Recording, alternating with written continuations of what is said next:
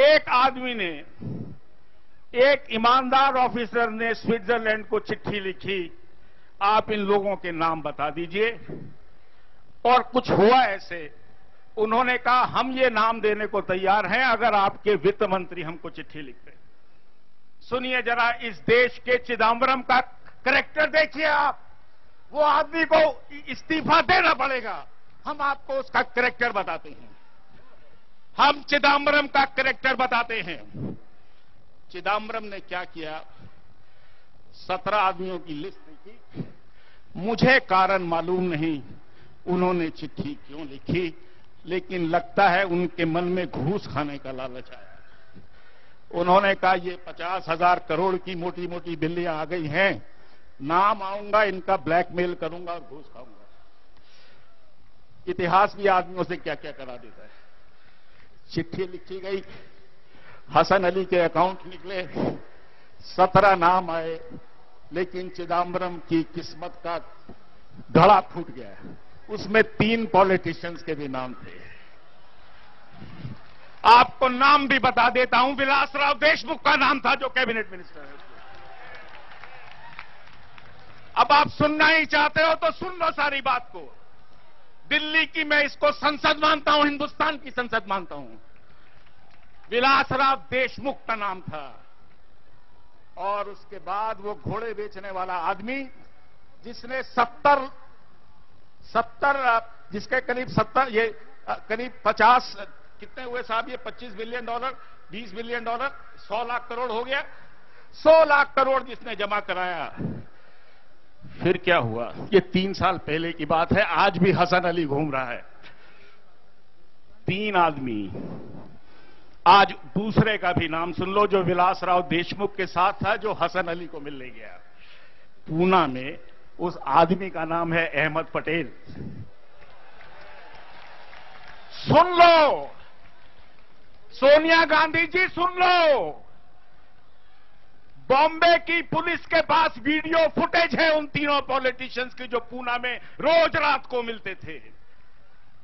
मैं अहमद पटेल से पूछना चाहता हूं, पता नहीं कितने लोग जानते हैं, वो हमारी यूपीए की चेयरमैन के राजनीतिक सलाहकार हैं। मैं नहीं जानता वो कौन सी राजनीति समझाते हैं, क्योंकि उनकी मीटिंग सोनिया गांधी से रोज रात को 12 से 2 बजे के बीच में होती। भारत के इतिहास में पहली बार मैंने राजनीतिज्ञों को रात को 12 से 3 बजे तक इकट्ठे अकेले बैठे देखा है। अरे उल्लू बैठ जागते हैं उस समय तो। ये सोनिया गांधी जी बताएं, ये अहमद पटेल बताए कि हफ्ते में कम से कम 2 या 3 बार जब सोनिया गांधी का फोन आता था तो अहमद पटेल रात को 12 बजे गाड़ियां बदल बदल कर छुपने 10 जनपद किस लिए जाते थे, क्या होता था, क्या हिसाब तय होता था, क्या पैसे की बात होती थी, सारी दिल्ली को मालूम है। सुब्रमण्यम जी बैठे हैं। आज ये देश डिपार्टमेंटल स्टोर है। दिल्ली, हिंदुस्तान के इतिहास में इस सरकार ने वाइस चांसलर की पोस्ट भेजी। राज्यसभाएं बिक रही हैं 35 करोड़ की। हर चीज बिकी और बिकते बिकते यहां तक आ गया, इस मुल्क की जमीन भी सरकार ने बेच दी।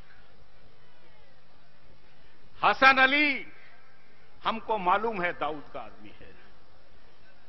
दाऊद का वो ही क्यों है? 2G स्कैम में आपने शाहिद बलवा का नाम सुना? शाहिद बलवा पे 2G स्कैम ने एक आदमी के कारण आज मुल्क में मैं खड़ा होकर बोल पा रहा हूं। वो है सुप्रीम कोर्ट के chief justice of India Kapadia, जो एकदम निहायत ईमानदार आदमी है। मैं चाहता हूं, मैं बोलूंगा कपाड़िया जी आप हैं, जिंदा रहें। कपाड़िया जी, कपाड़िया जी, कपाड़िया जी। उस आदमी ने मजबूर किया सीबीआई को, आप जाइए, अनिल अंबानी को पकड़िए, टाटा को पकड़िए, शाहिद बलवा को पकड़िए, वीडियोकॉन के दूत को पकड़िए, एसआर के रुइया को पकड़िए, इनको लेकर आइए और आज सब चक्कर काट रहे हैं।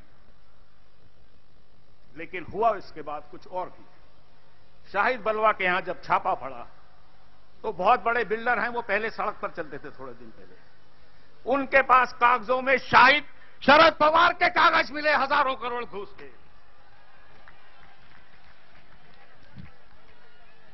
अनर्थ हुआ। मुझको यह समझ में नहीं आता कि इस देश की मंत्रिमंडल में कोई ईमानदार मंत्री है भी कि नहीं है। और आपको मैं आज एक बहुत बड़ी साधु संत लोग बैठे हैं, मैं आपको प्रणाम करता हूं, बाबा को प्रणाम करता हूं। आपको एक बात बताऊं, कुतरोची छुपे बैठे हैं स्वामी जी सुब्रमण्यम जी, उनका एक लड़का है मलिस्मा, MALISSMA, सारे कागजात मेरे पास हैं। मैं कोई बात बिगर कागजात की नहीं करता, मैं कमिश्नर रहा हूं, मैं कोई जरा सी बात भी नहीं करता। मलिस्मा, अब ये कुछ इटली में कुछ और तरह से बोल रहे हैं जो मुझे पढ़ने में आया। उस आदमी ने 2005 में अंडमान निकोबार में तेल की खुदाई का ठेका लिया, इस सरकार के अंदर लिया। जिस कुतरोची को ये आप स्वामी जी बोलते हैं, ढूंढो मलिस्मा को इटली की सबसे बड़ी racketeer company ENI limited India के नाम से खोला गया। कुतरोची के लड़के का दफ्तर मेरिडियन होटल के अंदर है। चल पड़ो, चलो वहीं तोड़ देते हैं उसको साले का। नहीं सर, एक सेकंड, मैं बस बंद कर रहा हूं। कौन सा नाम? तीसरा हमको नहीं बताया जा रहा अभी तक। सुन लीजिए, बस मैं खत्म कर रहा हूं, आदेश हुआ है। इतना मैं बता दूं, वो मामला अभी तक मीडिया की नजर में नहीं आया है, न संसद की नजर में आया है।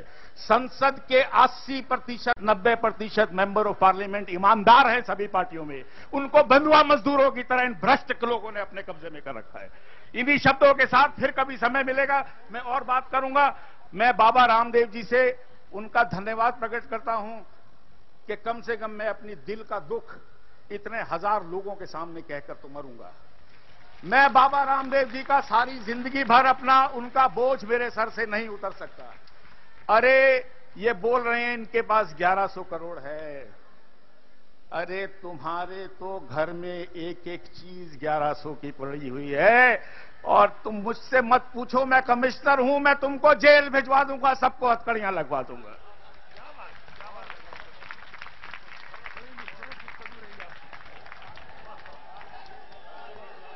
भारत माता की।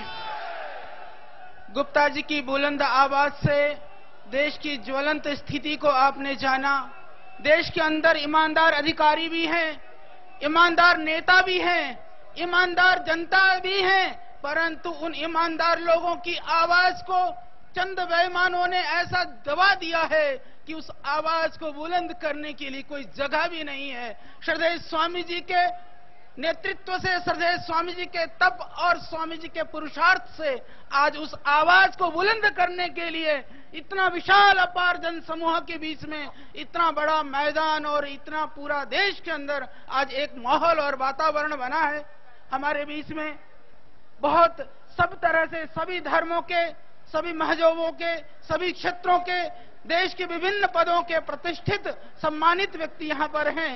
तो अब सभी लोग बैठ जाएं।